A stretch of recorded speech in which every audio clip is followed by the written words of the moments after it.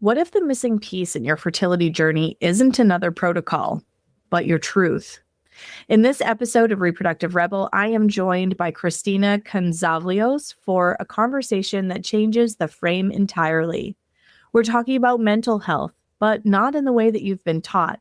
We're talking about the cost of being fine, the ways we override our truth to be loved, chosen, successful, and how the body keeps the score through our cycles, our hormones, and our ability to conceive. Because the nervous system doesn't respond to what you say, it responds to what is real.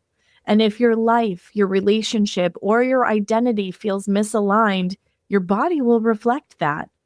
This episode is an invitation back to yourself, to regulation, to honesty, to a version of readiness that doesn't come from pressure, but from truth. Hi, I'm Adrienne Irizarry. I'm an East Asian medicine practitioner who is passionate about women's health and helping women to live their best lives. My goal is to put you in the driver's seat of your health, offering holistic solutions for a symptom-free life. Statements made in this program are for educational purposes only and not intended as a substitution for medical consultation or advice. We do not claim to diagnose, treat, or cure any diseases. This podcast is inclusive and welcomes all gender identities. The focus of the program is on biological function, and we will use the term women throughout, but it is referencing physiological and social challenges for biology, not identity. Come as you are, I am happy you're here and welcome all performances of identity. I hope you find something helpful in this show.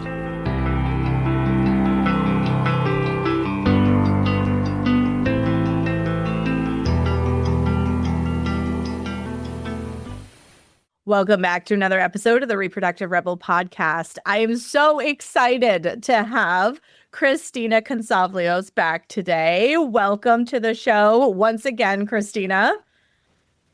Thank you so much. I'm so excited to be back here on another, in my opinion, fascinating topic that's just not talked about or discussed enough. So thank you for offering this platform for us to do exactly that. Absolutely. Well, so Christina and I connected in our screening call and we just were like, oh, we could talk about this. We could talk about that. I love when I meet people like this. And, if you missed our conversation, please go back and check out episode 25. That was an amazing conversation about chronic illness and fertility. So if you missed that, please go back and check that out. But for those of you who are brand new joining us for this episode, Christina, can you share a little bit with our audience about who you are and what you do before we get started? Sure. I am a licensed psychotherapist. I am an advocate specializing in the treatment of mental health related to chronic illnesses. And I myself am also a spoonie or someone with chronic illness. So I really understand this from all different sides and angles. And I'm also neurodivergent. So yeah, you can say I'm hyper-focused and delved into all of these topics. I also specialize in complex PTSD and medical trauma. So I'm here for all of it. Oh, gosh. Just listening to that, all of us go, oh, we need a Christina in our lives.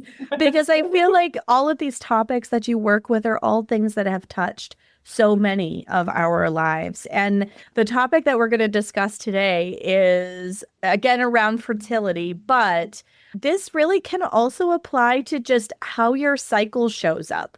So even if you are not somebody with a focus on getting pregnant, this will still speak to you in a lot of ways. And so one of the things that Christina and I have, we've really kind of looked in this space to see who's having this kind of a conversation. And it's an elephant in a room kind of topic that is there and nobody really discusses it. And it's around toxic relationships and fertility. Yeah. It's totally the elephant in the room so many times. And, I know we're going to more so focus on romantic relationships, but this does expand past that into friendships, into work environments. It's how do these impact our overall health and well-being, our immune system function, right? Our hormones, and therefore, our cycles and our fertility. Like it's a ripple effect in this way. Yes. One of the things that we talked about before we hit record is the number of people that we have both had the opportunity to serve in over the course of the time we've been in practice, and that there's something about their relationship dynamics that, they're like, oh, I'm trying to get pregnant. We've been trying for a really long time and so on and so forth. And, we just haven't been able to get pregnant. We're toying with the idea of, IVF or IUI. Usually it's IVF by the time they get to this point in the conversation. And both of us, I think, just based on our conversation, encourage people to take inventory of like how their lives flow. Yeah. Yeah. It's really taking into account and inventory, are there any ways in which I am stuck in fight or flight in my life? And I'm bringing back again the work environment, the relationships, family dynamics, because if our bodies are in fight or flight, they're not in rest and repair, rest and digest. They're not in this flexible state. Survival's on the front burner and everything else is on the back burner, including reproduction. In that way, your body's more concerned about getting you to safety than it is concerned about reproduction. Not saying that that's not possible, having both of those things. We're just talking about creating the utmost and best environment for that purpose. Yeah, absolutely. So your primal brain or your reptilian brain can only handle two functions: survive and procreate. That's it. And survive will always win.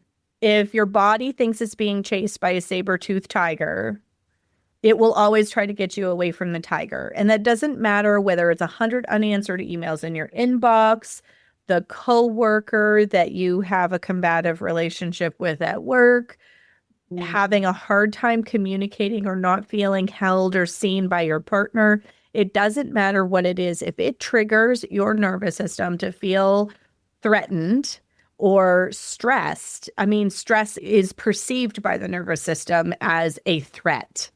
You're supposed to have the flexibility to come up into a heightened state, get away from the threat, and come back down. Okay, this is hunter-gatherer, guys. You're being chased by something, your body adapts, sends oxygen to places it needs to, helps the acuity of your mind, air in your lungs, and the quick twitch fibers in your muscles to literally get away from what it is that is chasing you. But it's supposed to be punctuated. It's only supposed to happen for a short period of time. And then you're supposed to come literally back down into your body again. That's the change, if clinical terms, sympathetic and parasympathetic nervous system, right? You're in a stressed state, you need to get away from the threat, and then your nervous system goes, okay, I'm safe, it's okay. But what happens is in our chronic stress state environment that we live in, our body never gets the pause at the end of what is being chased after you. It's always trying to, save you from something. And because that happens over long periods of time, it shows up in your nervous system. It shows up in how things mastitize, okay? Emotions are energy in motion. So where you're bottling certain things in your system. And ultimately, I see it the most in women's reproductive systems because, again, in that primal brain situation, the reproductive system is a second-class citizen. If it's not safe to have a tender little baby, the body goes, it's not safe. I need to preserve my safety first before I can even think about having a child. Yes, to everything you just said. And perhaps you can also attest to this. Like, I have so many clients who are doing all of the right things, eating well, taking supplements, going to meditations, going to yoga. Doing all the things we're supposed to do. However, they come home and they don't feel safe in their partner's presence or in their home environment in general, or going to work literally feels like war in their nervous system each time. So yes, they're doing all the right things. At the end of the day, their nervous system does not feel safe, therefore cannot quite prioritize the reproduction aspect of things. And for those who don't know, right, when we're in a chronic stress response, like Adrienne was explaining, that's just cortisol production, right? We're just producing more and more cortisol. And that kind of sort of wipes out the serotonin, the dopamine, all these other neurochemicals that we really need to thrive, to function and to thrive. And then it also begins to impact our immune system function. So that's when we begin to see like the autoimmune diseases crop up or other health complications when our immune system is constantly being impacted by this. And then also our autonomic nervous system and therefore our hormones. So it's like we zoom out, we see this on a biochemical level and how this happens, how this impacts us, but really focusing on the nervous system and just needing to feel safe and secure, especially in our home environment. Yes, I think this is a place that I kind of want to push into a little bit because how does this show up in terms of safety in the home environment from your perspective? Because a lot of times when I say that, people's brains will go to like physical unsafety, like kinds of themes. And we're not, I mean, sure, are there unfortunately domestic violence scenarios in the world? 100%. And, I am as somebody who has lived through DV myself, I just want to witness you in the fact that like this does exist, but we're taking a broader view than that. Like feeling safe in your home doesn't necessarily have to be a physical safety kind of thing. Yeah. Yeah. So that is a for sure, the physical part for sure. So let's just pretend there is no aspect of this, right? We're looking at more emotional, verbal, energetic, spiritual, all of these things. It's in the, death by 1,000 paper cuts, so to speak, of like not being able to feel safe in unmasking or like sharing your authentic self, your truth with your partner. This would be something. Not feeling safe to express yourself without judgment or gaslighting or being put down in any way, shape, or form. Not feeling supported, right? Feeling like the weight is on you to do everything. Otherwise, there may be repercussions or ramifications, maybe some stonewalling, which is, someone not speaking to you or just not feeling received, not feeling supported, not feeling communicated to and with. There are so many ways in which this shows up that's outside of just the physical part, which is hard, right? What does that look like and what does that feel like for you? Like your nervous system knows. It's very wise. It will communicate this very clearly to you.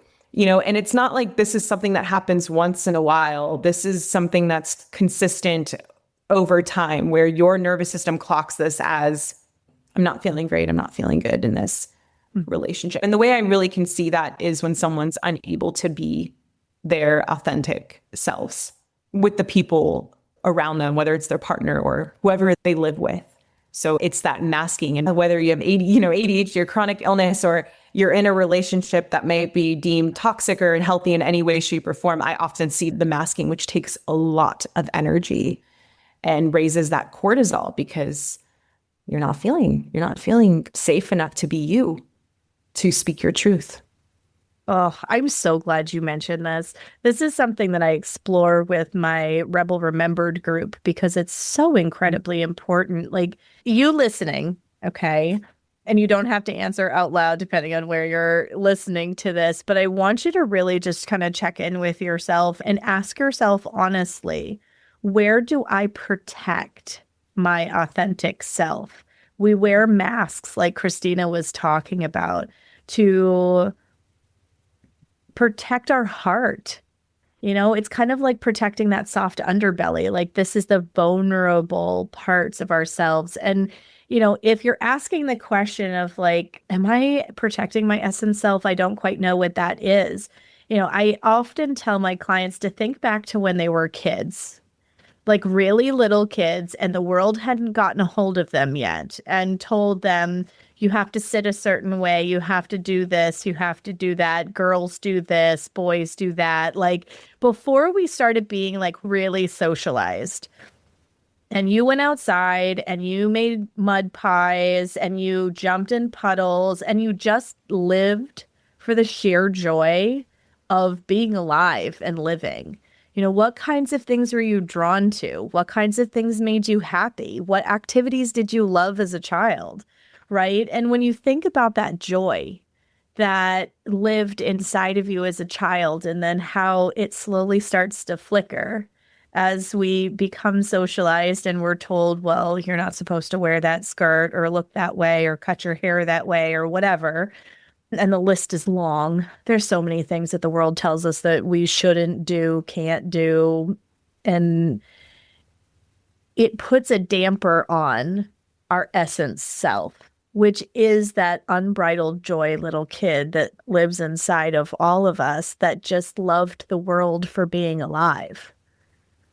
Yeah. And, there are some people who never even experienced that, right? That weren't even given a chance to experience. They had to mask literally from the moment they were born. They weren't allowed to cry, to laugh, to act a certain way. And so, what happened to us, we have no control over. But moving forward, how we heal, we do have that responsibility. And I want us to all feel empowered in connecting with that younger self and learning who we are and how we can be our authentic selves in the world, and especially at the very least in our relationships. And I see this so often, and maybe you do too, like my clients are amazing at allowing everyone else to act like themselves, to take off the mask. They are the safe place for so many people. The question is, who is the safe place for you? And the answer literally needs to be you. You need to be the safe place for you first and foremost, and then work towards the people around you being the same. But you also spoke to the conditioning, especially as women, we receive from a young age. And I think we spoke about this in the first podcast about Dr. Gabor Mate and being like the goodest, right? Being the good girl, being good at everything, AKA being the safe person to everyone else's nervous system, but often not to our own. And then we head into all of these different territories, whether it's eating disorders or different types of addictions right, as a way of both processing because we haven't been given other tools and protecting ourselves all at the same time. So there's this, basically, when we take this mask off or start walking on that path, there is so much deconditioning and unlearning that we have to do. More than learning and reconditioning, it's realizing, dang, these things have been placed onto me, not by my own will, by the world shooting on me. That's what I call it. Just being shitted on. I like that. HOULD, guys. And, like really releasing ourselves from that, because we all deserve to feel safe in our own presence. And if you're listening to this, you deserve to feel safe in the presence of your loved ones and those who you choose to surround yourself with and by. This resonates so deeply for me. And I know that some of it's because of what I see with my clients, but some of it's my own personal story too. Like I never felt like I could really be seen as my authentic, messy, quirky self. And that was one of the things about my husband that I was like, I can be a mess and he is just going to show up for me. And, when you have had your baby and you are postpartum with all the bleeding and all the mess and the weakest that you've ever felt in your life, and this person helps you to the bathroom and does not judge the hemorrhoids and does not judge how your body is showing up and is just there supporting you and loving you, that is safety. in your nervous system. And, you know, if you can't be your authentic self with your partner pre-baby, man, is it going to be hard post-baby? Because I think that's where I struggled the most, actually, was I was adjusting to this new body. And even though I had one baby before, my body was different after we had our son. And I had a very hard time letting him see me that way because I've always been pulled together and strong and organized and, you know, on top of the game. And in that moment, I was fragile and I didn't like how I looked and I didn't like how I felt. And, you know, I was grateful for my son, but my body had a long way to go. And postpartum recovery is such a long journey. And he just took it all in stride and helped me to the bathroom and made food and brought me food in bed so that I could recover. And that is the kind of vulnerability you should be able to have with your partner if you're going to have a baby with them. Yeah.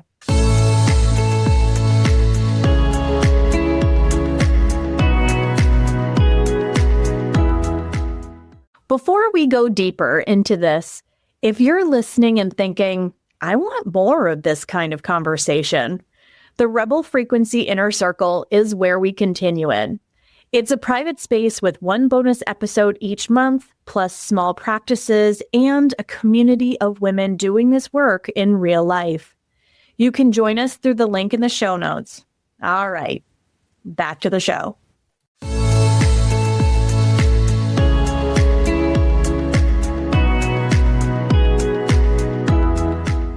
If you're listening or watching, you deserve and are worthy of having this.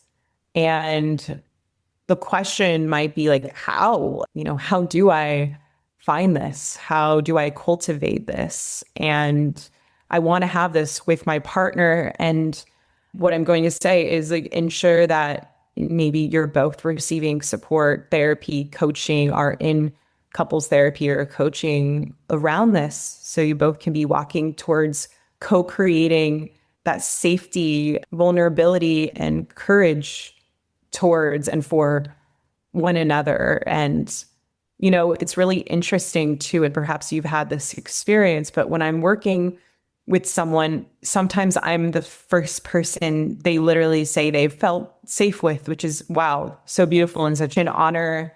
And they're like, you show up for me, like, in so many different ways than any other practitioner or person has in my life. And they start using this as sort of the baseline for what they compare their relationships to, romantic friendships and otherwise. They're like, I deserve for people to treat me, Christina, the way, you know, you treat me with like such respect and honor. And those shifts also begin to happen when you have a touchstone person where you're like, I can compare to this is and feel safe. It takes a while for us to get there, of course, but once we do, it's like, I'm not accepting anything less, of course, things are going to look different given the dynamic, but they're not going to accept less than that feeling of safety, of unmasking with the people at the very least closest to them. And that's why I recommend everyone find that person to work with that they feel safe and comfortable with. Oh, I love that you said that. I have also had that experience where people are like, oh, you just create such a safe space for me to show up in. And we don't have enough of those. We used to have them.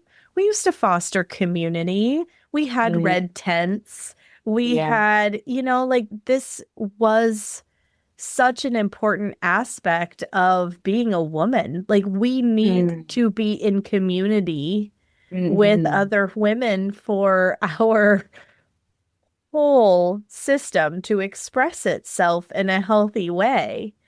And I've always tried to foster that kind of an environment in my practice so that women do have a safe place to let their hair down and be seen for who they are and be able to share and express. And even like when they get into perimenopause, even, and I know this stretches the fertility conversation a little bit, not entirely, because there's still people who, are trying to get pregnant in the early stages of perimenopause, but you're starting to shift biochemically as your hormone levels begin to change. Who you are shifts, what you want shifts. You start reorienting yourself to the world differently. And your nervous system, your reproductive system, all of these, like, we talk a lot about like cortisol and hormones, and we talk about the chemical reactions in our body, but there's an energetic aspect to this as well that isn't as easily measured, that is a part of why we end up with negative symptoms. And if we're in a space where as we change, our relationships, whether they're romantic or platonic, doesn't matter, change along with us. And all throughout my marriage, there have been times where, we've reached growth edges where we're both starting to change as people and, have different interests. And it's been fun to walk this journey with my husband because he grows with me. He pursues interests with me. He supports things that I'm into as I've shifted and changed along the way. Like, I was really excited about archery a few years ago. I really wanted to learn. And for my birthday, I got a bow and arrows. And then I got pregnant and I haven't been able to play with them yet. But that's a project for this year, is I want to actually execute on this. But it was so nice that like I had just said like, oh, this is something I've always really wanted to try. Maybe someday I'll be able to make time for it.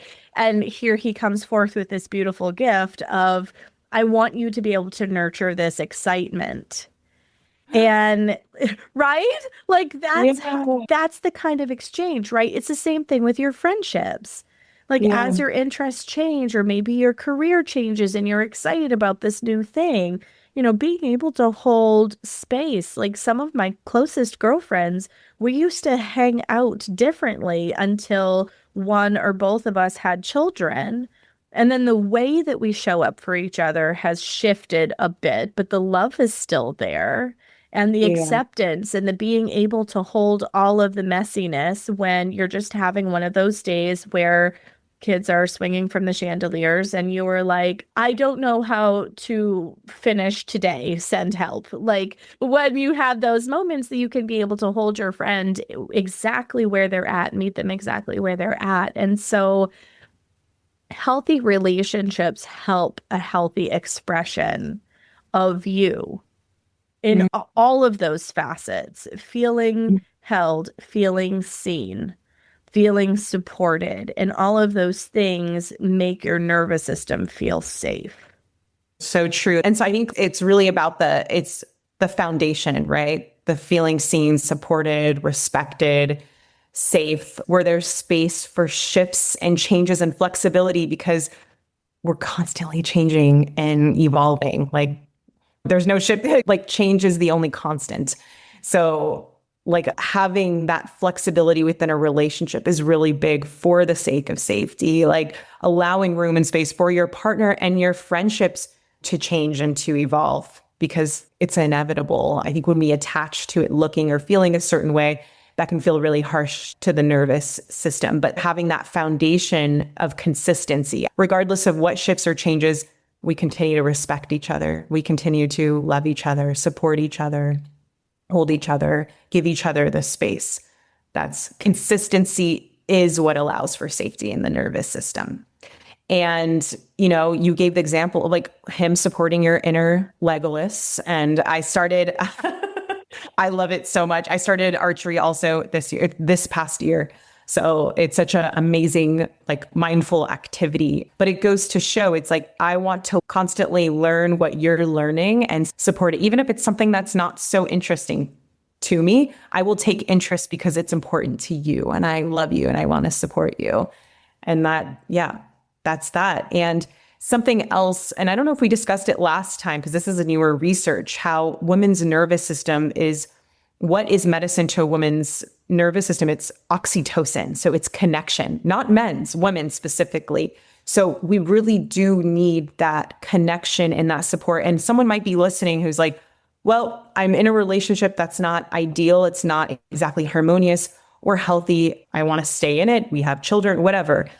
Just I'm going to ask that you ensure that you are getting support from your community, entering into groups that feel good, where you don't feel isolated or lonely, because this pack can in and of itself feel isolating just because of your identity shifting and changing.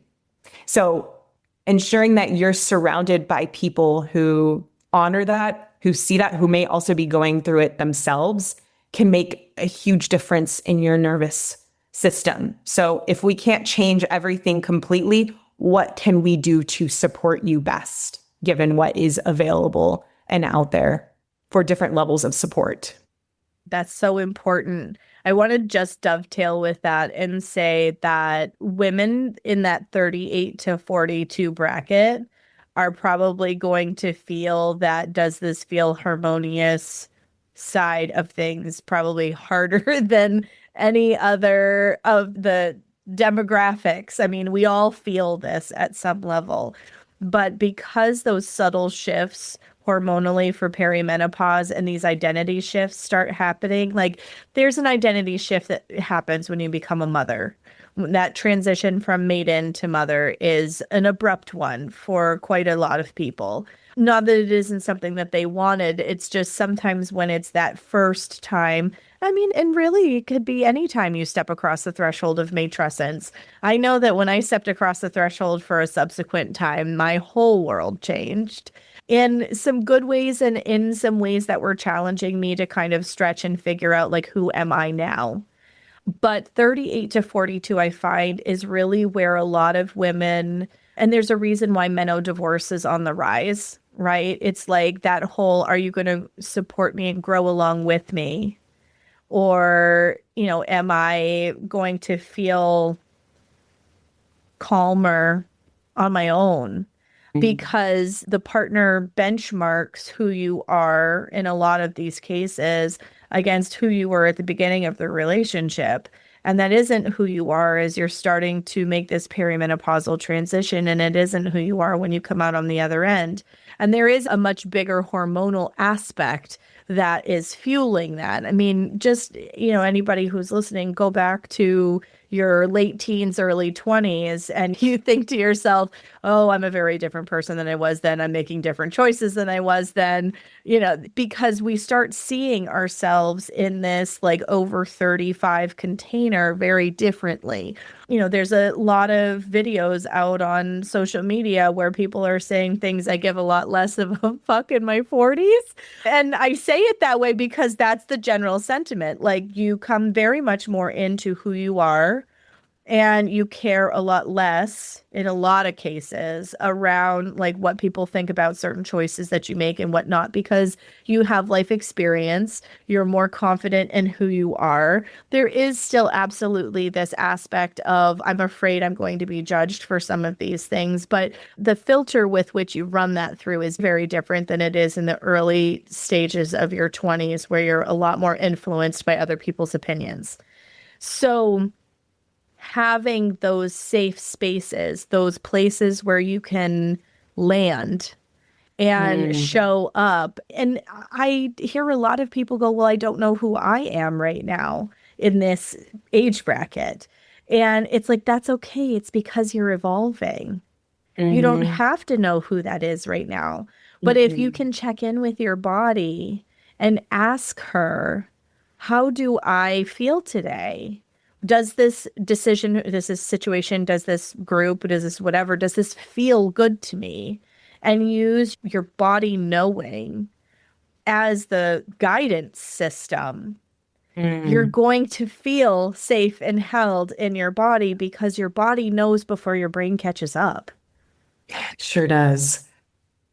It's our ultimate compass, really. And sometimes it takes us getting to create that relationship with it and trust that intuition that's so strong, especially in women, of what's in alignment. It is innate. It is a feeling of like just that deep exhale, like these are my people, this is my place, these are my things, and trusting that you also know if and when that changes.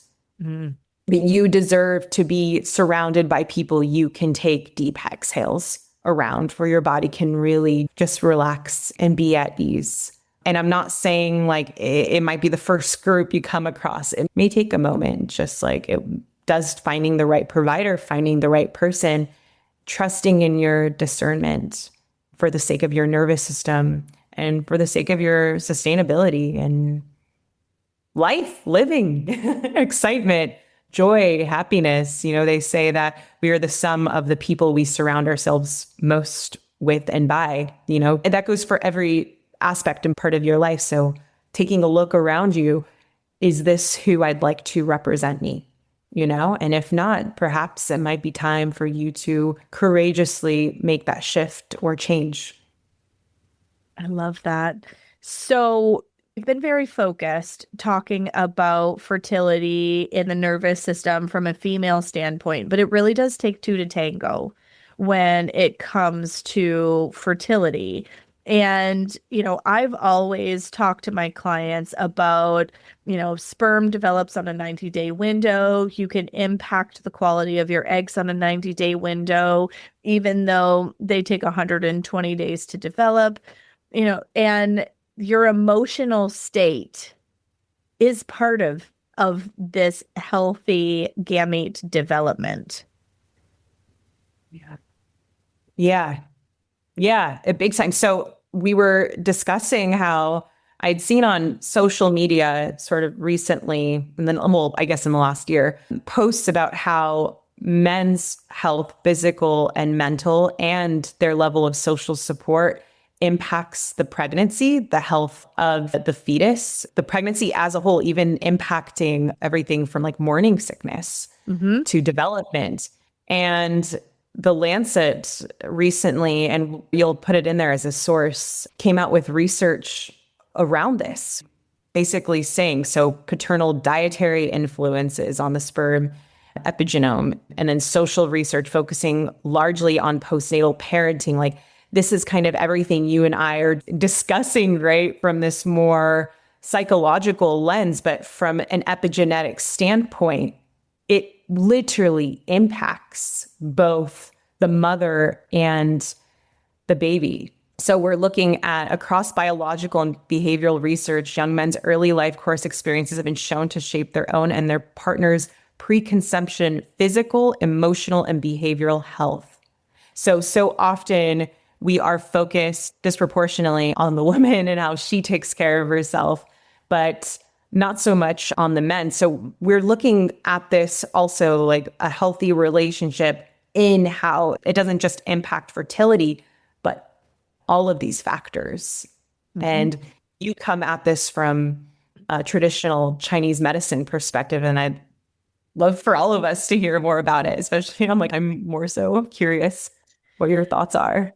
Yeah. So, there's an understanding that through the 9 months of pregnancy, that as certain systems develop in the baby, certain emotional states in mom help for optimal development in the baby. But, your emotional state, whether you are stressed, it's liver qi stagnation in Chinese medicine. So if that energy isn't flowing appropriately, it causes dysregulation in the whole system. And it doesn't matter whether you're male or female. So being able to manage your stress, whether that is relationship stress, whether that's just lifestyle stress, being able to have a healthy, energetic state, that you're in a harmonious relationship, you're, essentially managing as many of the factors as possible. Like I've seen, these videos and all the women that chime in underneath, like, yeah, men should be spending the 9 months before conception taking care of their physical bodies as much as possible, but their emotional and energetic body are equally as important because it affects the way that all of our cells respond and are able to do the processes. Again, it's that same primal brain situation, survive or procreate. Like it works for men as well as for women. Now, granted, the sensitivity changes because of the proportion of sex hormones from our sexual organs. So our testes or ovaries versus the adrenals, that changes. Our sensitivity to stress changes depending on whether you are a testosterone dominant human or not. However, stress does affect the way that your energies and your fluids all move through your body. So I've had people be like, oh, your son is such a happy little boy. And I was like, yeah, my daughter was too. And it's because our relationship was really healthy. But then I was so overjoyed the entire time I was pregnant. I savored every second of that pregnancy. And that joy, I really do feel, was part of the template of why my son is such a happy-go-lucky little boy. And why my daughter, even with some of the skin stuff that she had going on when she was really little, even as a teenager now, is still a very glasses half full kind of person. Overall, even in the face of adversity, she's still like the little engine that could. I can do this. Like, it's going to be okay. And all of that comes back to these foundational building blocks. Joy creates certain kinds of alignment in our system. Stress creates certain kinds of alignment in our system.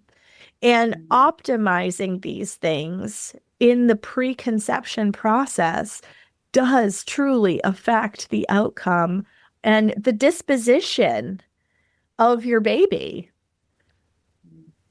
Yeah. So it's 100% worthwhile to delve into this. And I always say, like, choose your hard, right? It's not a familiar heaven to choose joy and optimism and and this kind of thing. It does take work. However, you see the sustainability of it over time versus when it's, the negativity is easily and pessimism is easily in reach.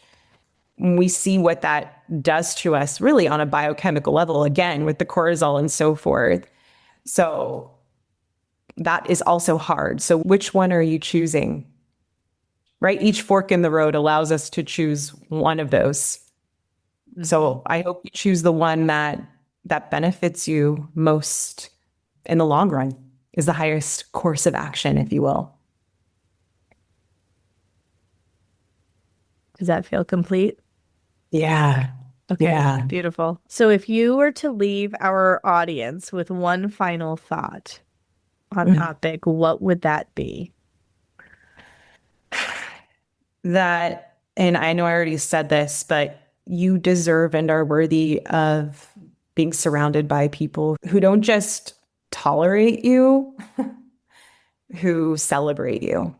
You deserve to be celebrated, honored, supported. I may not know who you are, but I am so happy you're here. You're born. You have a purpose.